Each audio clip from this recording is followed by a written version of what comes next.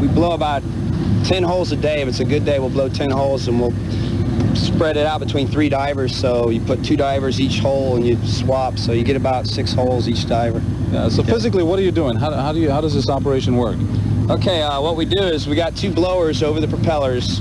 It's kind of like an elbow that directs the thrust of the propellers straight down. We got 6-foot screws on this ship, so some of the biggest blowers there are. And we have 2 stern anchors leading out starboard and port, and they're connected to this big winch on the deck. And what we do is position the boat by moving the stern anchors, pulling the boat one way or the other. And then we blow a hole, and we'll take the hole down maybe 3 feet, about 20 minutes, hitting the RPM, high RPM. And back down, and supposedly down in the hole should be gold and everything, but a lot of times it's not.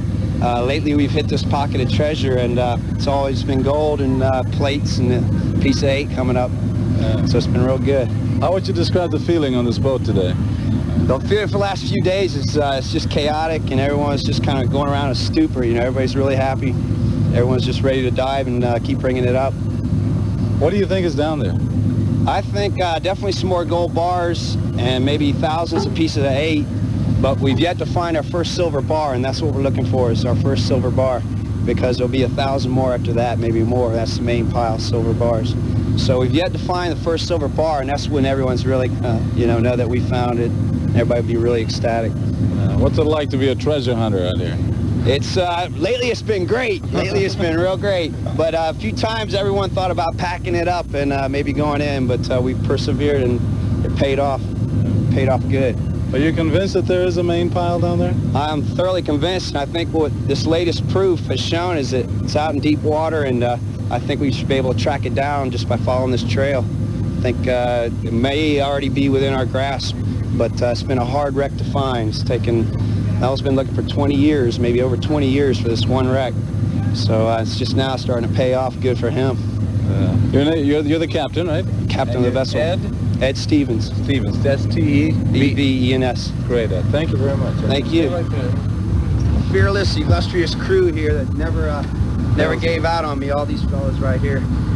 My co-pilot over there. But we've had no problem lately. We can handle like 16 people on board. And we got bunkhouse with beds, so we're having everyone come out here and we'll just put everybody in the water and bring up some treasure. How can you go away tonight? I think I just want to have one break and maybe step back and think about it, and then come back with a good new attitude and get ready to dig. Tomorrow? I think I'll come back out tomorrow morning. All right, what do we have here? Where should go down? Okay, what happened is they found like the galleon anchor, the first galleon anchor, up here in the quicksands of the Atocha.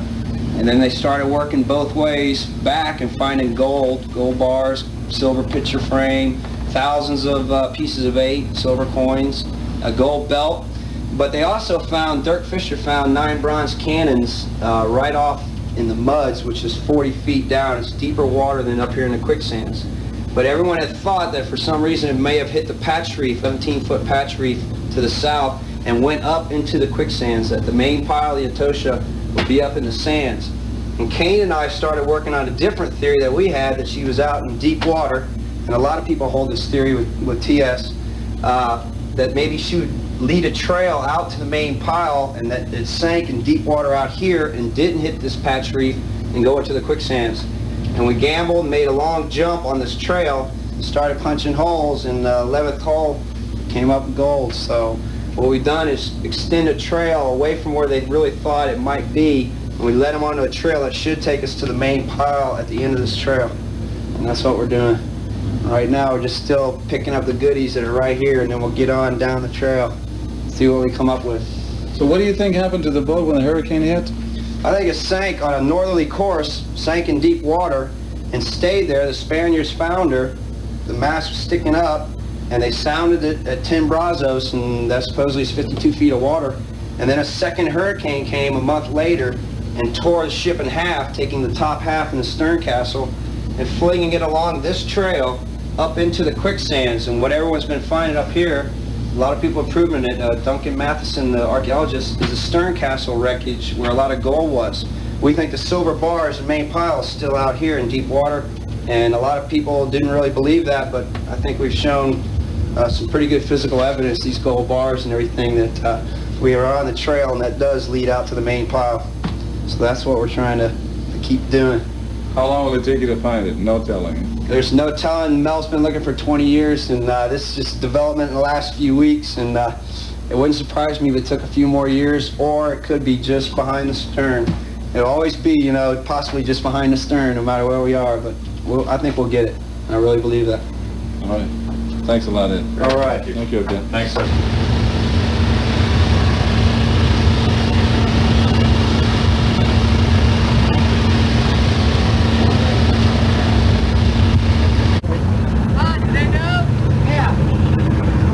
All these pieces are different. It's like when the Saba first came up, you know, all the pieces were different. You need to walk off and say, well, nothing more here, let's go on. Well, since it's that far away from here, I guess maybe we should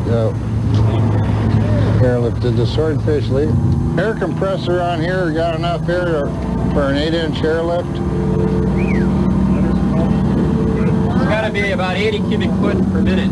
I think we might have the capability of doing that, using the compressors on the Saber Rock, the ones down in the engine room. Get down. You might be able to rig a hose. I have it coming up here. No, we're ready to. Oh, that's wonderful. We can run a hose if you have the hose. Yeah, they got hose on the surface. What are you ready to get wet if All right, I think what we'll do is we're going to rig up an airlift and airlift where the airmals came from and see if we can find the rest of them. Okay. And you can get movies of them airlifting. Okay, how long will it take them to rig?